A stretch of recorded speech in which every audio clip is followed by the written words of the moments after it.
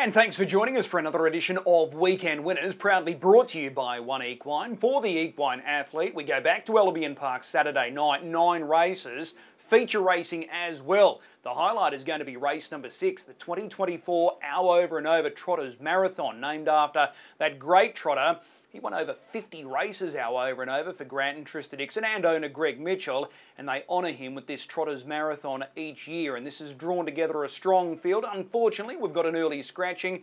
Defensive guy, one of the major players, has come out, so a little disappointing there, but we've got the recent Jim McNeil winner backing up there, Gus, and he takes on the likes of Adele, Scruffy Doolan and others. So that's going to be the highlight, race number 6. In this edition of Weekend Winners, we're going to chat with Shane Graham and one of the new rising stars here in Queensland, Nathan Rothwell. Shane Graham joins us to go through his drives on Saturday night at the Creek, and he's in the hot seat now. Shane, appreciate the time. No problems, Chris. Did you get any feedback for your drive last week on Turn It Up? Out in front, going as slow as possible, but he got the verdict, so that's all that matters, right?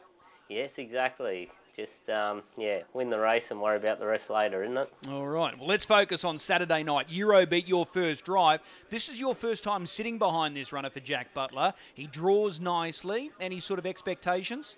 Yeah, look, I think he's one of them horses that's always around the mark. He, like from the good draws, probably a help, and I'm sure, Jack's team normally are pretty consistent, so if he gets some sort of trip, he'll be thereabouts, you'd say. You're sandwiched in between two good beginners. The Tax Collector, you're on your inside, Pacifico Dream to your outside, so it looks like there's going to be a genuine tempo here. Yeah, that's right, and he should be able to, posse up in the first half of the field, which, at Albion Park, if they go fast, it's a help, and if they go slow, it's a help. So, no, it looks as good a draw as you could ask, I'd say. All right, race number 3, Smirks Like a Boss for Sean and Michelle Grims. He comes up with barrier 4. Would it be fair to say it's a sticky draw? Yeah, it's sort of probably, 1 would have been perfect, but 4, you're just there in the middle. I think he's got enough gate speed without being brilliant, but it's a bit of a tricky draw, that one. Okay, last time out, he was towards the rear of the field. You drove him. Any excuses there? No, look, he went good, probably just the way the race was run, I think if you look back probably on the clock, he was as good as he can be, So, look, he was all right, but he's just one of them horses like a lot, they just need to be the right place at the right time. Okay, his overall record's good, 10 from 40, so it's a 1 in 4 strike rate. Is he the type of horse that is going to win a quality on a Saturday night at Albion Park? Yeah, I think he will, he's, like you said, he's quite consistent, but just needs that right trip. But, I think he's sort of got enough ability where he will win a Saturday night race. Okay, so as far as this Saturday night is concerned, it's all up to you. You've got to find the right spot and quickly for him to be a threat at the finish. That's right. All right, pressure's on there with Smirks Like a Boss. Race number 4, we'll look at the replay of this guy winning last week, Glover. He dropped back in grade. You opted for the concession claim. Paige Bevan drove, and he was just far too good there last week. Have you worked him out yet, Shane? Like, what's his best racing pattern? Is he a leader? Is he a follower? Or is he a horse that can chair up and do work? Yeah, look, he's chaired up a couple of times, and, obviously last week he went good chairing up, and I think one other time he chaired up in a 51 or a 52 and he went terrific. So, look, he's won from every position, but, probably his best racing pattern is with one run-them, but... it's like at Albion, when you draw, you got to make the most of it. So that's what we've sort of done with him. But with that scratching and that, Saturday night looks a good draw for him now. Okay, is he a confidence-type horse? Does he take confidence from a victory like he delivered last week? Yeah, look, he's probably, he is and he isn't. Probably the only disappointing run he's done was 2 starts back, and, I think he...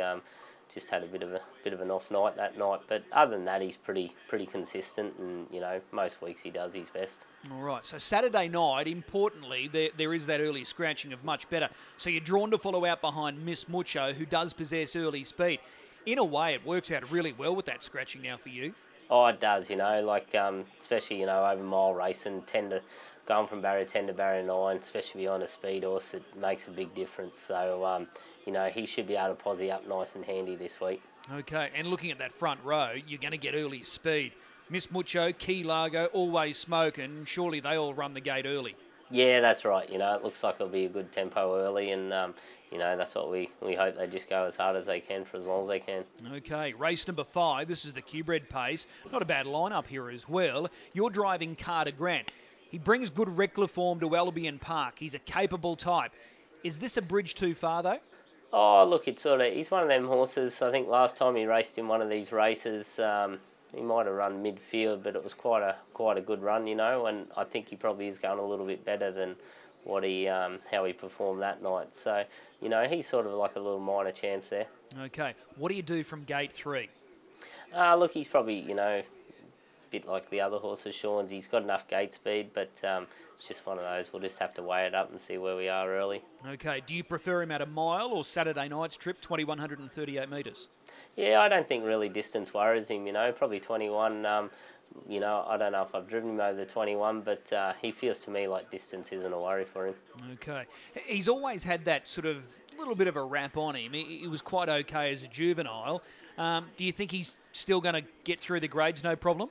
Yeah, I think so, you know, like every time he's had a bit of a spell and that, he's come back a little bit better, and, you know, yeah, his last 2 wins at Redcliffe have been quite good. So, yeah, look, I think he's still on the up anyway. Okay. Race 6, the feature this weekend, the Hour Over and Over Trotters Marathon. You've picked up the drive here on Tam O'Shanter. Early scratching, important early scratching. His stablemate defensive guy comes out. Tam O'Shanter was first up. You beat him with Majestic Lavros last Saturday night, so you saw plenty of him. He was good last week, Tam O'Shanter. Yeah, he was. He was terrific. You know, he set the speed up and, you know, rolled along, and we only just got him the last 100. So he was, yeah, he was very brave last week. So, yeah, probably I don't know what he's like over the distance, but yeah, look, he seems to be in form and going well. It's an odd one in many ways. So there he was last week, blazing the trail out in front at a mile, 56.1, not to be sneezed at. Second up, he's up to 2 miles, so it's a bit of a stretch for him. Yeah, well, you know, it's probably one thing that I think they're all in the same boat, so he won't be the only one out there. Okay, so he starts off the front, albeit that he's got that wide draw there. What about the handicap runners, Gus, Scruffy Dool and Adele? Are they too close to those off the front line, in your opinion? Yeah, probably, you know, just over the trip, they're the class runners, and, you know, I don't think the handicap sort of really makes much of a difference in these races when you're going over that distance, and yeah, they're the class runners, so they're definitely going to be the ones to beat. Okay, but if you ping him away and he can set up the speed in front, he'll give him something to chase? Yeah, I'd say so, you know, like he's racing well, and, you know, or I guess just how good he runs out the trip. All right.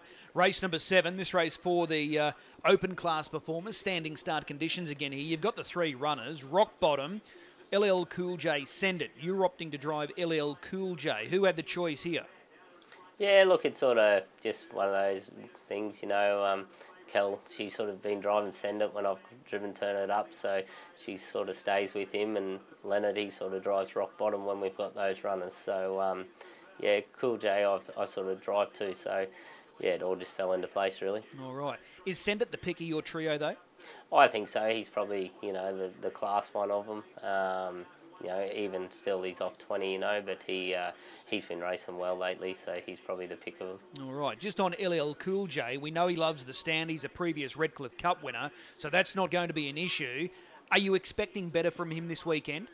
Yeah, look, he was last start he was ordinary and pulled up with he was a bit crook and did take a little bit to get over it. So he's first up, but yeah, look, he's not at his best yet, but he'll still race well. Okay, there was no thought of a trial before this race? No, not when you're sort of like, you know, an old horse like him. You don't really get much out of a trial, really. You might as well just go around, and he loves the sand starts, so, you know, that's... yeah, he won't be too far off. Okay, race 8 again for the mares here.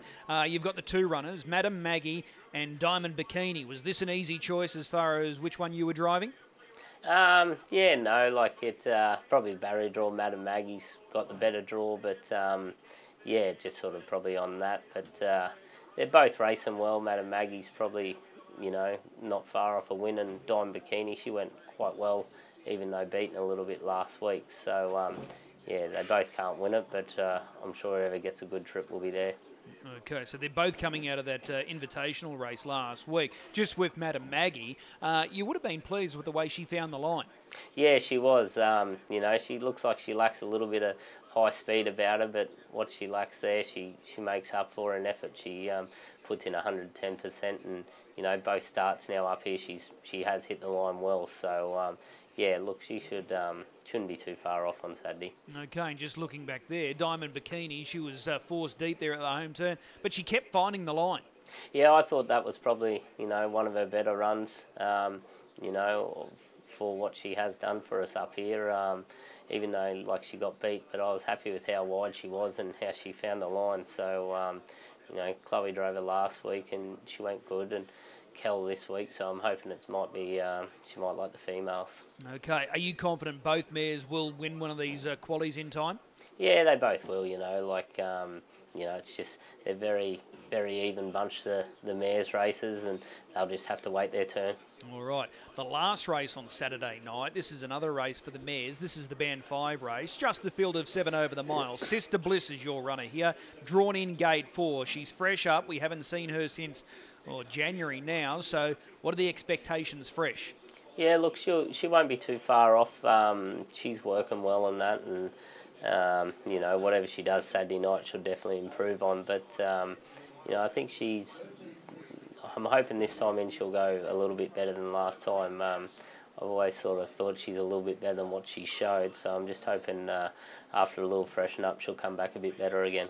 Okay, she was good winning 2 starts ago. Did she obviously give you signs that she'd trained off with that last start effort? Yeah, just the last start, I thought she was a bit plain, and just the whole stable had a little bug go through them there and that, and she was one of the early ones, so we just sort of backed off her and gave her a little bit of time off, and yeah, we'll just go again with her.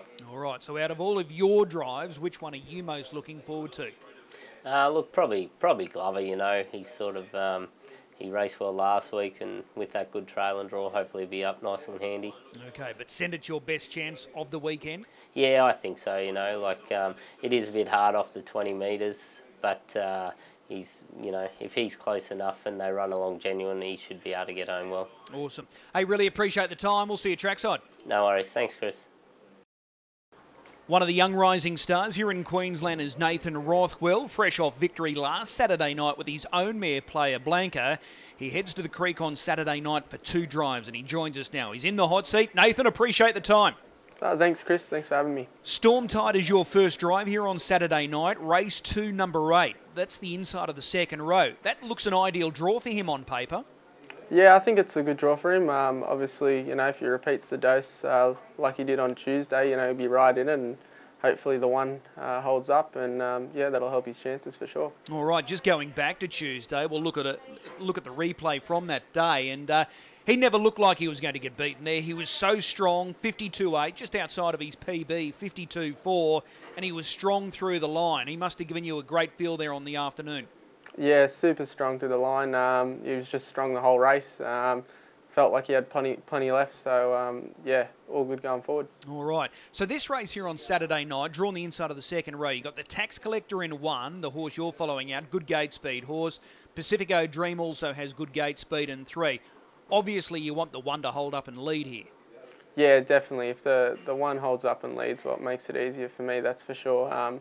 But, you know, if he does get buried through fence, you know, he'll be looking probably for gaps late. But, you know, either way, obviously, if the 1 holds up, it definitely helps out. Yeah, no doubt about that. But as you said, being 3 fence, not a bad spot, because it looks guaranteed there's going to be a good, genuine tempo in this race.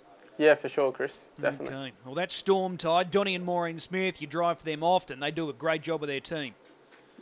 Yeah, definitely. They do a great job. They've been giving me plenty of opportunities, which is great. All right. Your other drive on Saturday night is Windy Hill Wally. Here's another stable that are big fans of yours, and that's Jack and Tara Butler. Barrier 1, is that perfect for him this weekend? It probably is the right barrier for him. It just depends how much gate speed he shows. He usually shows a bit more gate speed over the longer journey. The 2100 starts, so the mile start is pretty slow, so it just depends really where he ends up in the run, but you know, he'll be probing for gaps either way late, so look, the horse is going good enough, just probably hasn't really had luck go his way his last few. Okay, so can you just expand on that a little more? He can leave the gate well at the 2100, but not so much at the mile. Yeah, it's just a mental thing, I think, for him. He actually does show quite a bit of gate speed over the extra journey, but over the mile, for whatever reason, he just doesn't seem to get out, which is a bit frustrating. But yeah, you know, we'll just wait with him. Do you have you driven other horses that are a bit like that? Not really. Maybe a couple, but yeah, he definitely tops them. Okay, and looking at this front row, there's plenty of speed to your outside. Miss Mucho can run the arm key. Largo's fast off the gate, always Smoke and Last Star Winner likely to go forward. So there's going to be some early heat here. Definitely, yeah. There's definitely options with horses to hand up to. So, you know, hopefully he ends up behind the leader. But yeah, you obviously need to show enough speed. All right. He had that real purple patch of form. Is he still sort of going at that level, or has he just dropped a little bit in your opinion? I still think he's not far off that. Look, he's obviously stepped up in grade, probably his last 5, so it's understandable to see his form sort of taper off a little bit. But look, he just probably hasn't really had enough luck his last sort of 5 starts, and if he can end up in the right spot and get a gap late, well, you know, I think he'll show his best form again. Yeah, he's been a ripper since coming to Queensland. He's knocked up winning so many races, and he's been a good horse for you. You've had good success with him previously. Yeah, he sure has. He's a lovely horse. He's real consistent, and he seems like he's gradually getting better. So, yeah, he's a lovely horse. All right, so you're on the pegs either way there on Saturday night. Storm Tide inside of the second row, and gate 1 there with Windy Hill Wally. Which one's the pick of the 2 drives then? I'd have to say Storm Tide after that Tuesday run. Yeah, he was just super strong the whole way through that race, so yeah. All right, Storm Tide it is. Are you happy with the form? Are you happy with the way 2024 has started? Definitely, yeah. Couldn't be happier. Already notched up 21 wins, I think, for the season. So look, at the start of the year, definitely wouldn't have thought I'd be in this spot. So yeah, couldn't be happier. All right. And with your mare, Player Blanca, she was awesome last week. Where do we see her next? She's in this Friday. She's drawn 10, so you know, there's a few options in that race. But yeah, the mare's open races haven't been standing up every week, so that's a bit of a shame. But whenever they stand up, she'll be going around Saturdays. All right. Well, it's been a fast start for 2024. Let's hope that good form continues. Best of luck with the 2 drives Saturday night. We'll see you trackside. Thanks, Chris. As always, a big thanks to both drivers, Shane Graham and Nathan Rothwell, giving up their time and insights ahead of Saturday night's racing. So we've got a 9-event card on Saturday night. We kick off at 5:03. As far as the best bet is concerned, I like the stand start race and I like Send It. He's absolutely flying, this horse, more than competitive in recent times in the free-for-alls, taking on the likes of Turn It Up, Manila Playboy and Deus Ex. Here he is back in grade, standing start conditions albeit, but he's only got to get away cleanly and he puts this field away. So marking him as the best bet, race 7, number 8, Send It. Hopefully we'll get the cash with him. As I said, 9 races, 5:03 start time. We'll see you trackside at the Creek this weekend.